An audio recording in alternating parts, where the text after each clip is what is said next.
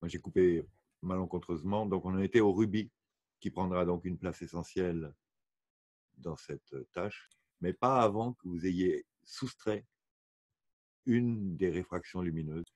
Le rubis contient 2 réfractions lumineuses, un cristal en contient une seule, et il y a un moyen de retirer une des réfractions lumineuses du rubis. Mais il ne va pas nous en parler. Mais bon, le rubis peut jouer de manière très importante au niveau du soin. Donc parlons des formes. La forme va évidemment beaucoup influencer sur les directions d'émission de l'énergie.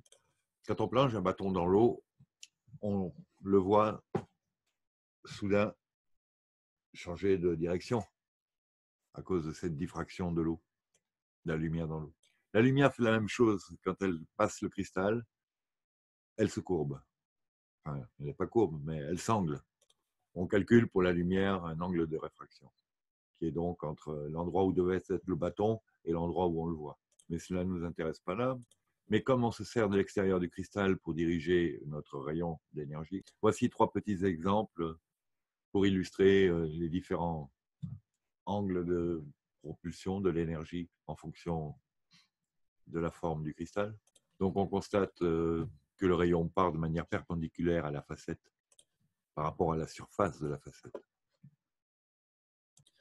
Il nous dit qu'il ne sait pas si on sait, mais la lumière en elle-même ne va nulle part. Le seul endroit où la lumière est, c'est à sa source. C'est excellent. Et ça tient debout. Mais enfin, ce n'est pas notre physique qui admet ça pour l'instant. Et ça concerne par exemple aussi la dynamique du Soleil.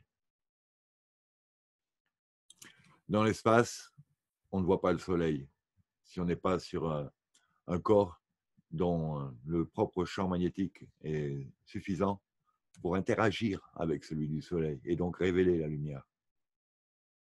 Oui, n'oublions pas qu'en fait, le Soleil, c'est une boule de plasma. Ce n'est pas une explosion atomique. Comme notre science continue de le promouvoir de façon à nous donner confiance dans les centrales atomiques et à jouir de cette aura de savoir et de respect qu'on aurait envers des gens qui maîtrisent l'énergie du Soleil. Ben, c'est du foutage de gueule. Si vous voulez en savoir plus à propos du Soleil et d'autres notions de l'électricité, il faut aller voir monsieur Éric Dollard, D-O-2-L-A-R-D.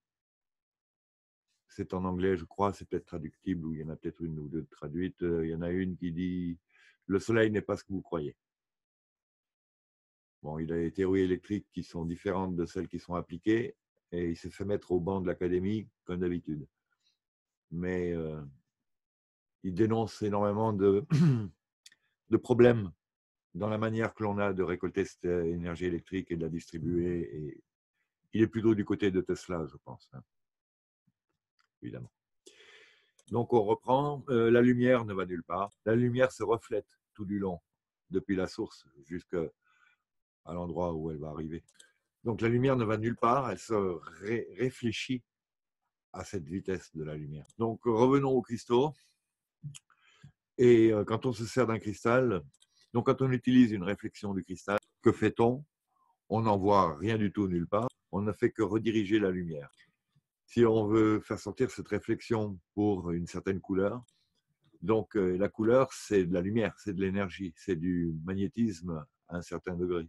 Si vous réfléchissez une lumière particulière vers une personne, la force alors, cette force est plus que le magnétisme. Ça a pris un certain quota d'énergie pour faire cette couleur et on dirige cette lumière vers la personne, mais on y reviendra dans un instant. Si on taille un cristal avec 4 faces, que l'on voit donc là depuis une pointe, cette réflexion sort à une certaine vitesse, une fréquence par seconde. Vous savez que l'énergie n'est pas continue, c'est des quotas.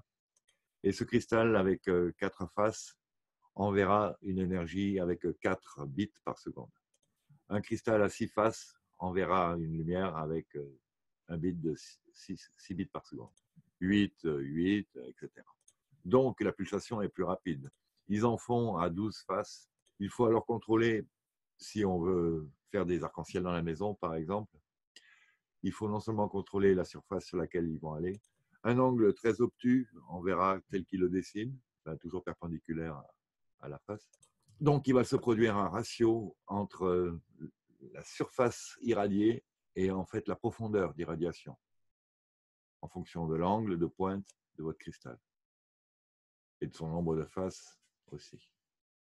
Quand on change la forme d'un cristal, on ne change pas non seulement l'angle de diffraction, de réfraction, on change aussi la forme de la bobine d'énergie à l'intérieur.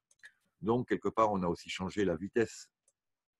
Il y aura donc des cristaux qui fonctionnent plus vite que d'autres, ou qui sont plus vite prêts à l'emploi que d'autres. Et ce n'est pas un mal, parce que très souvent, dans les cas de soins, il faudrait y aller très doucement. Il n'y a pas de soins en rusher, à la speed. Donc ça, c'est un moyen de ralentir l'énergie qui sort.